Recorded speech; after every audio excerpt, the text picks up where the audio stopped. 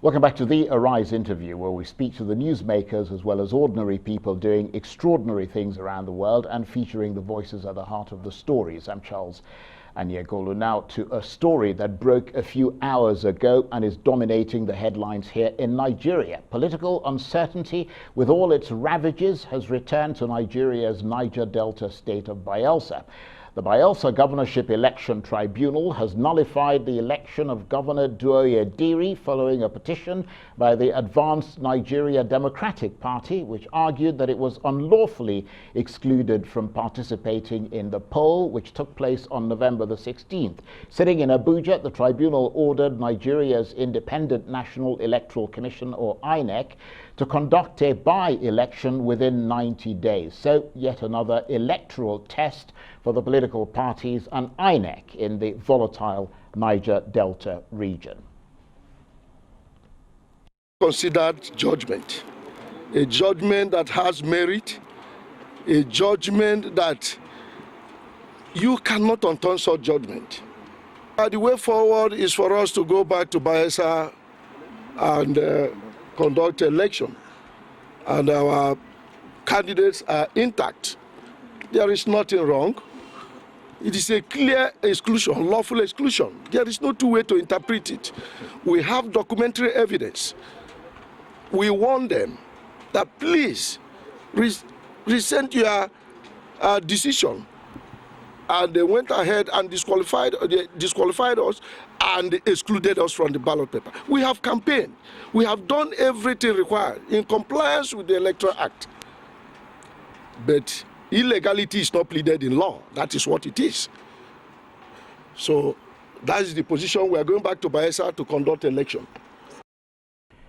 And that's a spokesman from the Advanced Nigeria Democratic Party, the party that basically argued that they were unlawfully excluded from participating in the poll, and that's what led to this nullification. Well, to assess the implications of this latest political twist, I'm joined now in the studio by Arise political editor Sumna Shagari Sambo. Thank you very much indeed for coming in. And of course, you were at the court today. Yet more political uncertainty in Bayelsa State. How has it come to this? Well, let me first say that the person who was speaking there is the national chairman of the Advanced Nigeria Democratic Party. And well, that makes him a spokesman. Well, in this instance, you would have national chairmen actually being the ones to speak.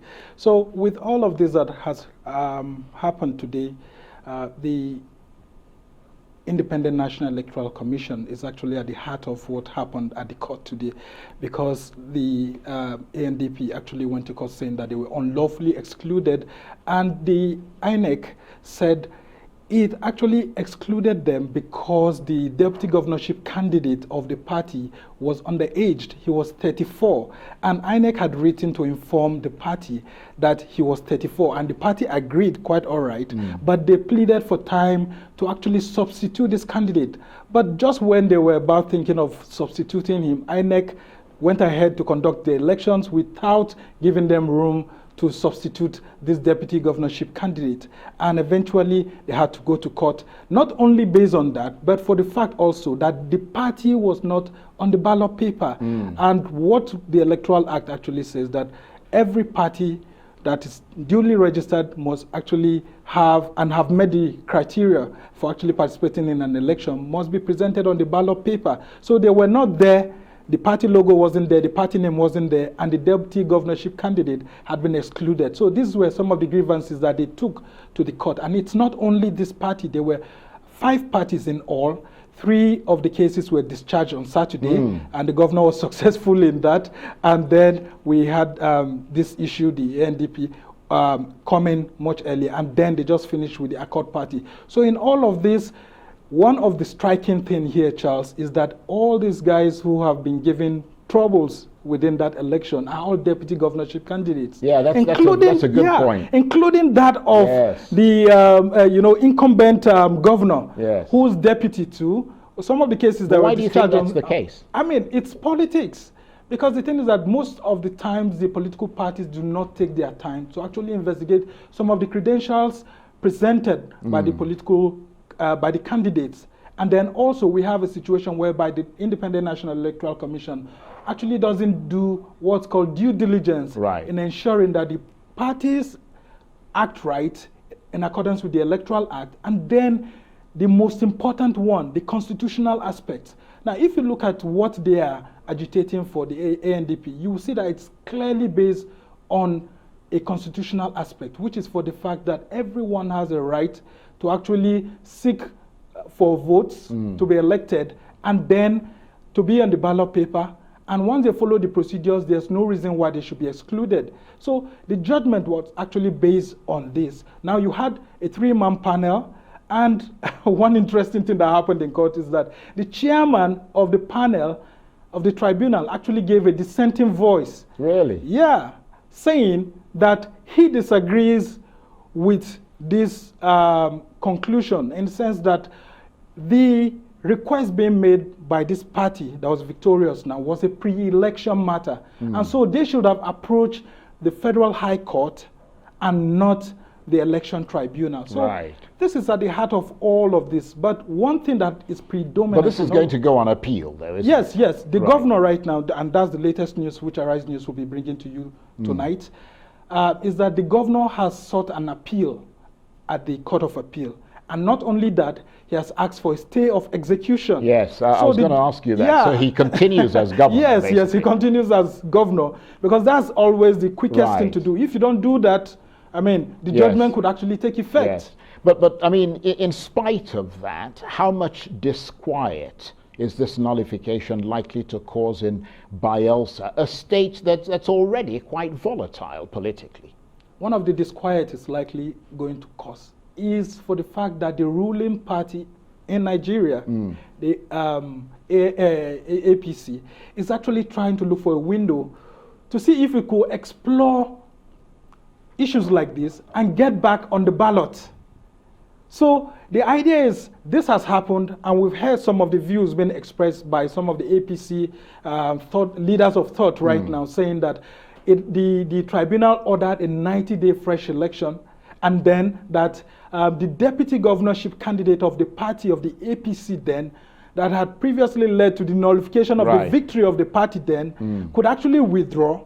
And if he withdraws, APC will nominate a fresh candidate to be the... which gives them a chance to run in that election. But that actually may be subject to a Supreme Court interpretation. Because the Supreme Court had previously ruled that if a fresh election is being called and a fresh election is to be held, it is only those parties that participated in the previous election that would have the right to field candidates in the new election. And of course the APC didn't actually... Yes. So in the eyes of the law, based on the previous Supreme Court judgment, the APC was deemed never to have participated in that election. So I mean, oh my goodness, it sounds like, I mean, I'm glad you're the one who's interpreting this, because you clearly know what's going on. Are we in for a pretty fractious 90 days of election campaign fever, legalese,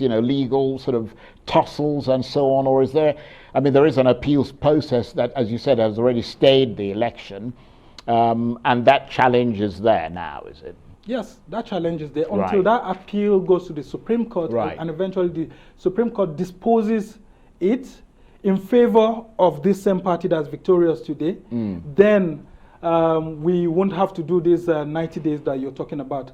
The call by the tribunal for fresh election to take place in 90 days can only come to effect if the case goes to the Supreme Court and the Supreme Court says the tribunal is actually right from the lower So you think it's going to go all the way to the Supreme Court because again? I mean, even the Governor Duoye Diri said it's not quite long that he had instructed his lawyers to actually file an appeal at the Court of Appeal, and that he's willing to make sure it gets to the Supreme Court.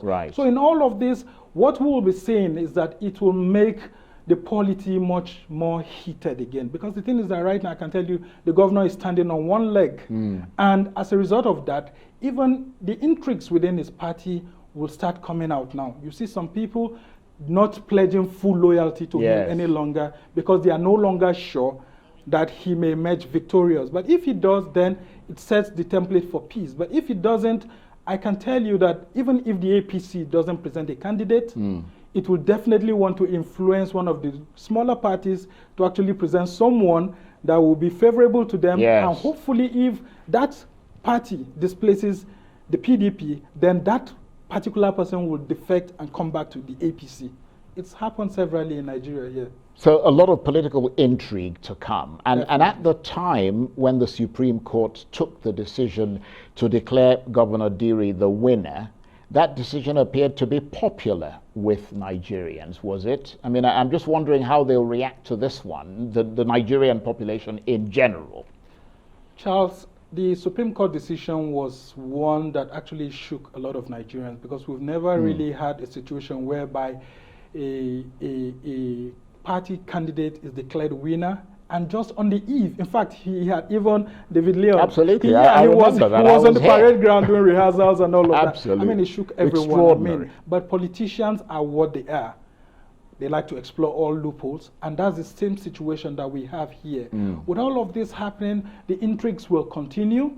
There'll be lots of pressure within the internal mechanism of the party, and the ruling party too, at the country level, would also be wishing that it's given the powers to actually present a candidate. But to some extent, they'll see it as an opportunity. Yes, it's an opportunity, but they would have to go to the Supreme Court and seek more interpretation. And a lot of lawyers and senior lawyers, to that extent, would have to be involved in all of this.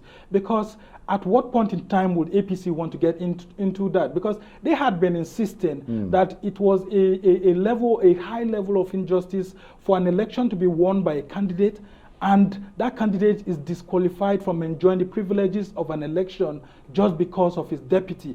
Why not step aside the deputy, or ask that the deputy actually be excluded or replaced, so that the person enjoys the benefit? Because majority of the electorate actually voted for the candidate, not for his deputy. Yes, absolutely. So they are aggrieved, and they will see this as an opportunity to actually explore all legal loopholes. But I mean, isn't it something that could be examined from the point of view of changing the law? Because I mean, the APC and all the rest of them, they are the majority in the National Assembly. I mean, couldn't they look for a means of trying to change the law? I know it's an electoral law, and it's, but I mean, isn't there a means that they could have used to try and, turn things around? It's at the level of the Constitution Review Committees of both arms of the National Assembly. That's the Senate and the House of Representatives. But the interesting thing here is that if it goes for constitutional review, it will have to go back to the states, and you will need a 2/3 of the states. Yes, it has to be ratified. 24, 24. But if it's an Electoral Act amendment, that's where the ruling party could actually have an edge. And what will they do? They will use their majority in the Senate and House of Representatives to ensure that some of these provisions are put in place to ensure that next time when a ruling party, whether it's the APC or someone else, wins, and you have a scenario like that, the party that won will not be excluded just because the deputy did not meet certain criteria. So it's left to the APC to actually see if the Constitution Amendment Committees and then the both chairmen of the Senate and House committees on INEC are able to amend the Electoral Act in such a way that it, doesn't make the country to invest so much in elections, and then you have someone else benefiting, or you even have a situation like this. Charles, let me tell you, briefly, this same scenario, it's almost like what happened at the presidential election, where we had a party, the People's Democratic Movement, actually saying that they were excluded. The logo wasn't included and all of that. But somehow the ruling APC was able to get them to have an out-of-court settlement, and that issue was settled out of court.